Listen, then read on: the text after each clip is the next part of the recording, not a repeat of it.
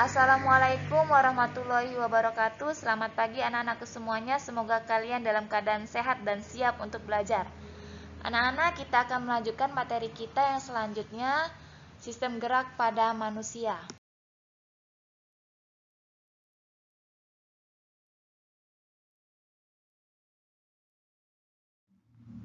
Anak-anak, pada hari ini kita akan lanjut ke bagian C, yaitu hubungan antar tulang.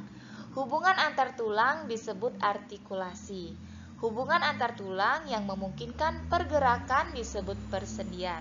Anak-anak, pembentukan sendi dimulai dari perbesaran kartilago, kedua ujungnya dibungkus oleh jaringan ikat yang disebut kartilago artikulasi. Kemudian anak-anak, kedua ujung kartilago membentuk sel-sel tulang ke arah ke dalam atau disebut tulang artikulasi. Kedua ujung tulang dan kartilago artikulasi dibungkus membran sinovial, menghasilkan minyak sinovial atau pelumas tulang.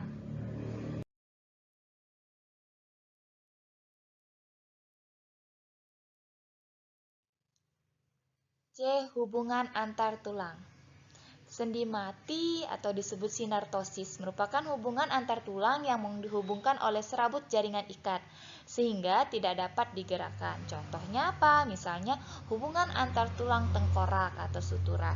Kemudian sendi kaku atau disebut amfiartrosis, yaitu sendi kaku hubungan antar tulang yang dihubungkan oleh kartilago, memungkinkan gerakan secara terbatas. Contohnya apa? Misalnya sendi antar ruas tulang belakang, sendi antara tulang betis dan tulang kering.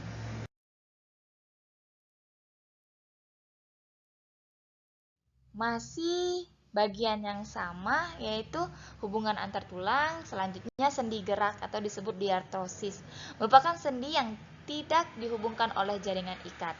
Tulang dapat bergerak bebas. Susunan atas apa? Mangkok sendi, bonggol sendi, kemudian pembungkus sendi, cairan sendi.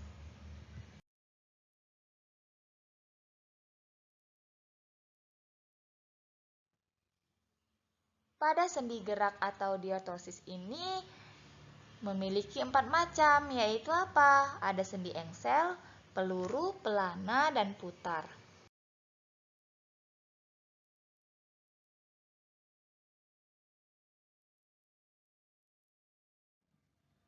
Yang pertama, sendi engsel. Sendi yang salah satu tulangnya hanya dapat digerakkan ke satu arah. Contohnya lutut, siku, ruas antar jari.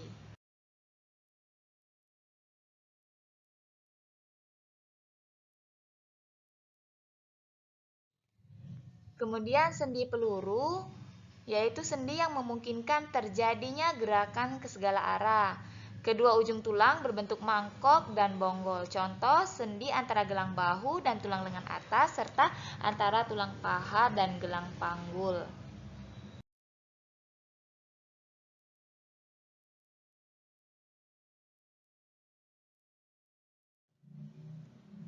Kemudian sendi putar. Ujung tulang yang satu mengitari ujung tulang lain sehingga memungkinkan gerakan memutar.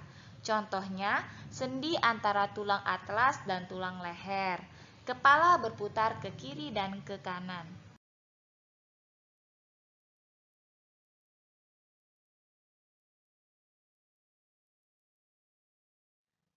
Sendi pelana, kedua ujung tulang membentuk sendi berbentuk seperti pelana dan berporos dua.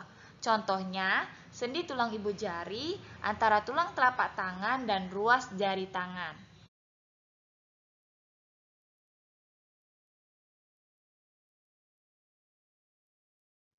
Kemudian kita lanjut ke D, otot.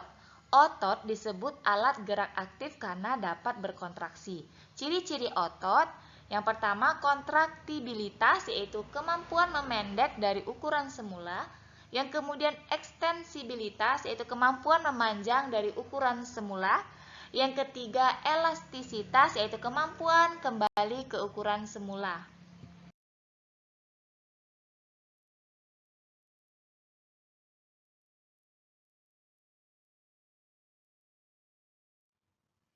Jenis-jenis otot. Yang pertama otot lurik, itu ciri-cirinya memiliki garis gelap terang ya. aktin dan miosin atau otot serat lintang. Aktin dan miosin ini adalah komponen penggerak otot ya, berbentuk silindris dan memiliki banyak inti di tepi. Itu adalah ciri-ciri dari otot lurik.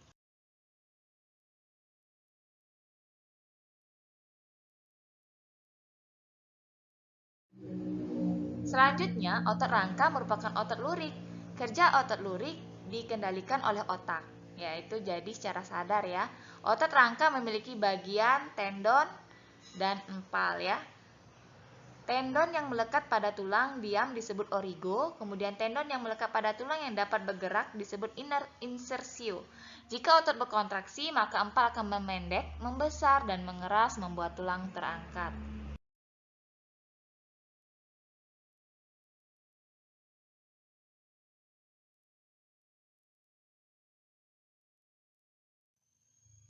Selanjutnya otot polos.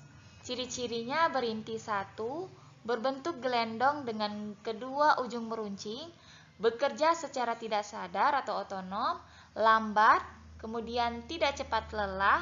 Contohnya organ-organ dalam tubuh seperti pencernaan, kelamin, ekskresi, pembuluh darah.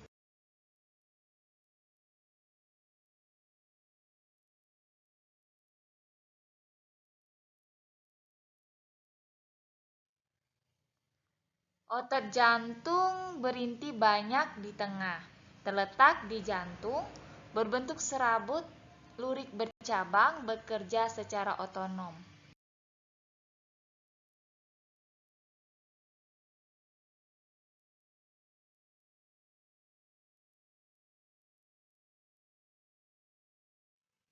Sifat kerja otot yang antagonis ya, artinya berlawanan. Yang pertama fleksi dan ekstensi, yaitu membengkokkan dan meluruskan. Contohnya sendi siku dan lutut. Kemudian yang kedua abduksi dan aduksi, menjauhi dan mendekati badan. Contoh sendi lengan atas dan sendi paha. Yang ketiga pronasi dan supinasi, yaitu menelungkup dan menengadah. Contohnya membalikan telapak tangan. Yang keempat yaitu depresi dan elevasi, yaitu ke bawah dan ke atas. Contohnya gerakan kepala, menunduk dan menengadah.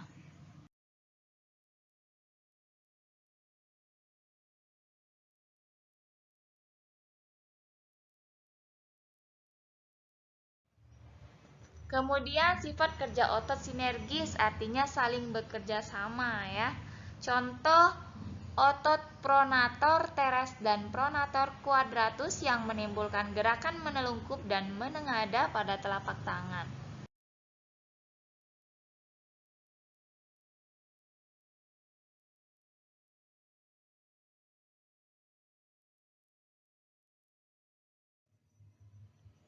Gangguan dan kelainan tulang ya.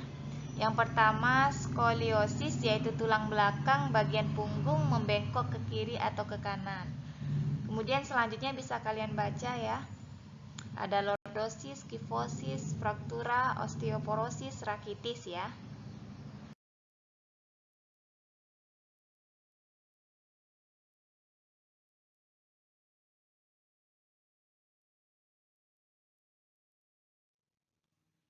Anak-anak, ini adalah contoh gambar dari gangguan dan kelainan tulang. Untuk yang pertama, skoliosis, seperti itu gambarnya. Yang kedua, lordosis, kifosis. Kemudian terakhir adalah sikap duduk yang benar yang seperti ini ya anak-anak ya.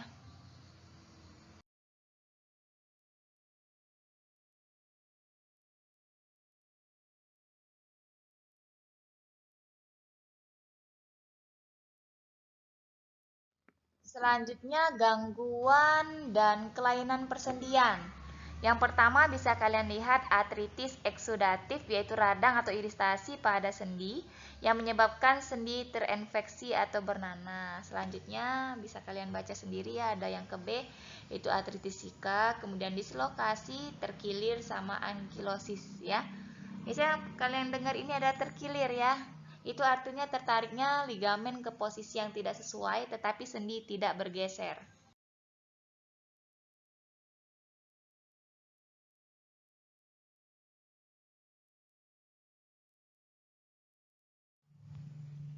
Kemudian yang pertama ini lanjut gangguan lagi yang atrofi, yaitu otot mereduksi atau mengecil sehingga tidak kuat untuk melakukan gerakan. Kemudian apa itu? Hipertrofi, ada kram, tetanus ya. Yang biasa kalian dengar ini biasanya kram, yaitu kejang otot yang disebabkan oleh cuaca dingin atau aktivitas otot terlalu berat. Tetanus itu penyakit apa? Disebabkan oleh Clostridium tetani ya. Gejalanya otot terus-menerus berkontraksi. Anak-anak, kita sudah sampai di evaluasi, pelajari materi dengan baik. Jika ada yang mau ditanyakan, silakan melalui Google Classroom atau WhatsApp. Kemudian evaluasi akan di-share di Google Classroom secara bertahap. Selamat belajar, semoga berhasil. Ibu akhiri. Wassalamualaikum warahmatullahi wabarakatuh.